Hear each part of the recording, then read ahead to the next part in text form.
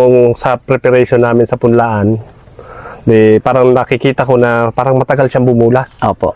Ngayon, naisip ko yung sa seminar noon, Opo. na parang naalala ko na siya yung magpapakain talaga eh. Yes po. Bibigay niya yung nutrients sa halaman. Binudburan ko yon dahil may mga bitak-bitak yung lupa. Yes po. Pumasok, mga after 5 days, doon ko na nakita, mabibilis na yung hugot. Mabilis na yung hugot ng punla. Opo. Tapos matigas.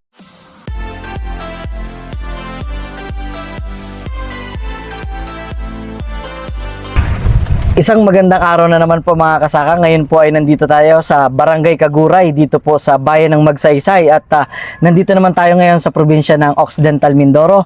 At ngayong araw po ay kasama po natin si Sir Gerson Dumincel po. Dumincel. At ngayon po ay si Sir ay isa sa mga nakagamit po ng atin pong Guano Pure at Kokuli. At syempre kukwentuhan tayo niya kung ano po yung mga na-experience niya sa paggamit nito. At syempre, bago po yun ay, Sir, gano'n na po ba kayo katagal nagsasaka? Ano na po, nung after pandemic kasi, umuwi na ako dito. Siguro mga 3 years pa lang. 3 years po. So, ibig sabihin, Sir, na bago mag-pandemic, iba po yung trabaho niyo? Sa factory kami. Sa factory. Tapos, sa nag-decide Valenzuela. po kayo na umuwi, nagsaka na po kayo. So, yun. So, Sir, kamusta po yung paggamit niyo ng Guano Pure? Ilan po yung area na ginamitan ninyo nitong nakaraan? Ito pong ginamitan ko po ng Guano Pure. Mga 0.3 po yun kasi pandalawang lata yan lang yun eh. Apo. Ngayon, So, ilang bag, Sir, ang ginamit yung Guano doon? sa 0.3 po, 3 bag. 3 bag. Opo, binasal ko po yun. Pasal. Opo. And then, itong Kokuli, nakailang bag po kayo? Gumamit po ba kayo doon? Bali po, kumuha lang po ako ng 1 bag. 1 bag. Opo. And then, sa pag-apply nyo, Sir, ito pong Guano Pure ay basal. Ito pong Kokuli po. Paano nyo po ini-apply? In-apply din po namin sa pag-abon sa punlaan. Opo.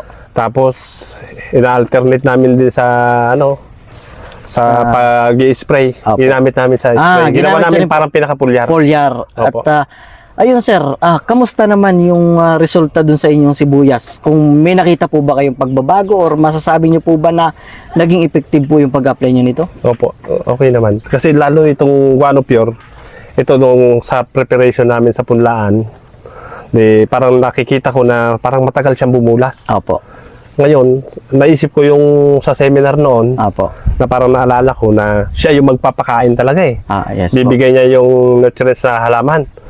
Binudburan ko yon dahil may mga bitak-bitak yung lupa. Yes po. Pumasok, mga after 5 days, doon ko na nakita, mabibilis na yung hugot.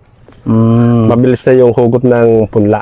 Opo. Tapos matigas. Matigas po. Matigas. Matibay, kumbaga. Matibay. Kasi meron siyang Kahit tanghali siya, hindi mo siya mapapahapay na gano'n. Okay po. Ibig sabihin po, nakatulong din dun yung calcium kasi may Opo. calcium po siya. Opo. And then, sa pagtagal po, hanggang makaani na, kamusta naman, Sir, yung inani ninyo? Kamusta yung size ng sibuyas? Meron po ba kayong masasabi? Ay, kumbaga ko eh, mga 3 years na ako rin dito na nagsisibuyas. Ngayon ko lang talaga nasubukan yung ganung kalaki Na size. Talagang, kumbaga yung lupa namin na yan, 25 years na siya na sinisibuyasan. Opo. Balak na nga namin siyang ipagpahinga at munguhan dahil nga parang acidic na. yes po. Pero nung nakatikim siya ng mga ganitong mga fertilizer, yun. Opo. Ako, okay pa pala ang lupa. Diba? Nagkaroon ng, kumbaga po, nabuhay yung mga natutulog na nutrients doon. Kaya nga. Napakinabangan. Ayun, Kasi, napakinabangan. opo, isa nga po sa itong Guano Pure po kasi dahil organic siya. So isang ginagawa niya is i-condition yung lupa natin. Kasi nga pag acidic na po, kahit ang dami nating ilagay na abono, hindi niya mapakain, hindi nagiging available. Opo. So sa paggamit po nito ay sa tingin niyo po, yung naging resulta sa inyo, marerekomenda niyo po ba yun sa iba nating kasaka? Ay, opo. Pwede. Kasi lalo na ito. Talaga nung ibinasal ko ito, 3 bag lang yan sa 0.3. Opo. Tuloy-tuloy na yun hanggang mag-ani. Nararamdaman ko yung ano nito. Kumbaga Yung po parang talaga tuloy-tuloy yung benefits niya opo. na binibigay.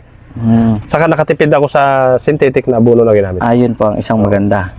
Lalo na po ngayon, gagamit pa po ba kayo? Ay, opo, ay kung ano, di order ulit kung ano. Opo. Kasi tumaas ang abono kung Opo, kaya nga dito na tayo eh. Kasi nasubok na natin. ayun po. Diba? So yun. Lalo, isa pa ho itong Kokobidal. Opo. Talagang napakainam din dahil nga magagamit mo siya na Broadcast. broadcast saka pang spray mo, di ba? Double purpose. Gawin mo siyang pulyar, napakainam. Yes. Hindi siya lapitin ng mga insekto. Oo. Na-experience Oo, ko po yun. na-experience ko talaga. Eh, dahil dito po, nag-uso rin yung harabas eh. Mhm. Pero sa inyo po, hindi naman. Ay, hindi naman po, Hindi po. nauso. Ayun. So, maraming salamat po, Sir Herson. Apo. At meron po ba kayong gustong batiin? Sa family? Sa family. Shout out po doon sa family ko sa Valenzuela. Ayun. Ingat kayo dyan. Ayun. Shout out po sa family ni Sir. Opo, dyan sa mga kapatid ko dyan. Ayun. Sana mapanood niya ako. Umuwi na kayo dito. Magsibuyas na tayo. So, salamat po. Salamat, sir. Sige po.